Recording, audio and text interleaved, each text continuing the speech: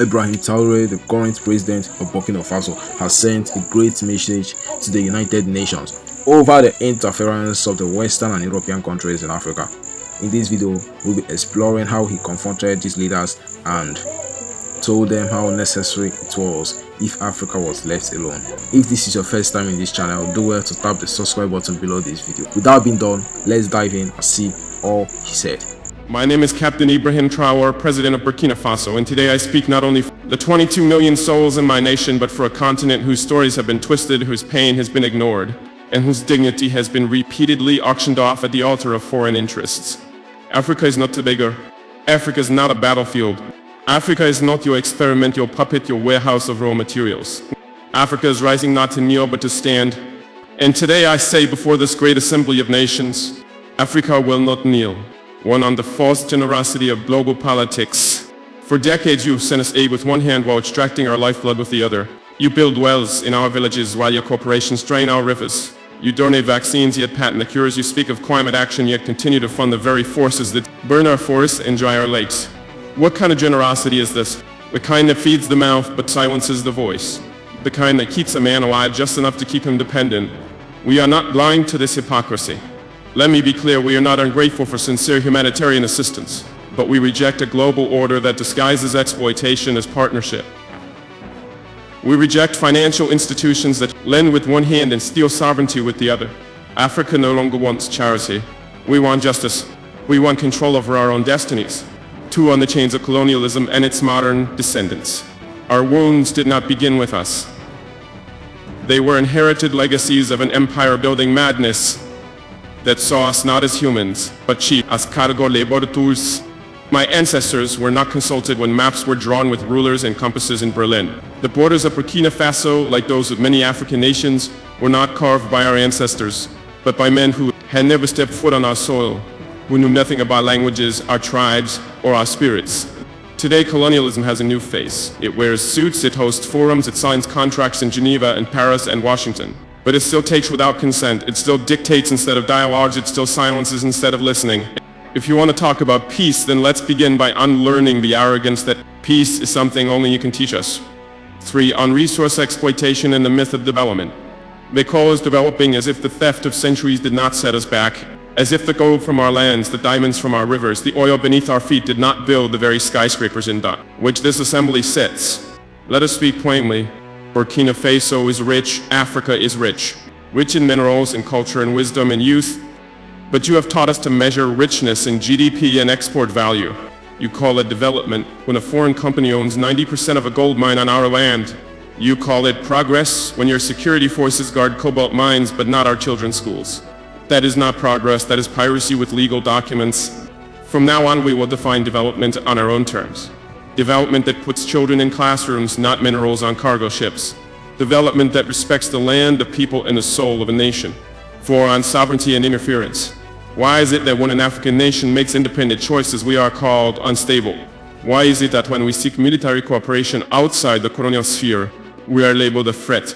Burkina Faso has chosen to walk a path of sovereignty that is not a threat to peace. It is a declaration of adulthood. We are no longer under your guardianship. We are no longer your junior partners in diplomacy. We are a free people. If a nation chooses partners that respect it rather than exploit it, that is not rebellion. That is wisdom. Let it be known, no foreign power will dictate the alliances of Burkina Faso. We will build relations based on mutual respect, not historical guilt or present-day intimidation. 5. On terrorism and manufacture wars. You ask why there is violence in the Sahel. You ask why our youth take up arms. But you do not ask who benefits because our land is treated as someone else's property. Migration is not a crisis, it is a symptom of wars we did not start, of loans we did not need, of a world order that tells our youth their only value lies outside their own homes. The solution is not border fences. The solution is justice. For 7. On Africa's place in the world. Africa is not a mistake to be fixed. Africa is not a failed continent. Africa is the womb of the world, the cradle of civilization, the keeper of tomorrow's hope. We have been made invisible in global decisions that affect us deeply. At the UN Security Council, Africa with 54 sovereign nations has no permanent seat. What justice is this? You call it balance? We call it betrayal. You speak of democracy, yet uphold a global structure where the powerful few veto the dreams of the many.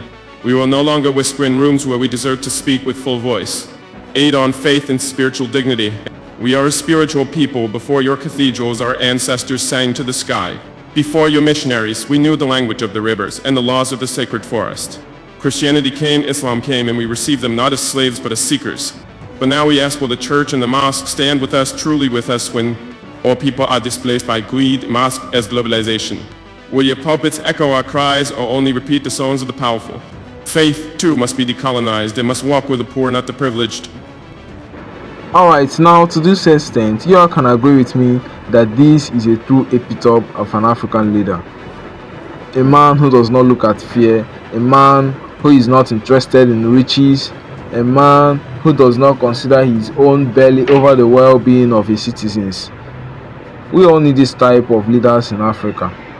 If we should have this type of leaders, like 5 or 10 or even 15 in the whole African countries, Africa will definitely change. Let African leaders rise and learn from this man. This is the only African leader that has been loved by his citizens so well. This is the only African leader that has played football with his citizens. Let's watch this short clip.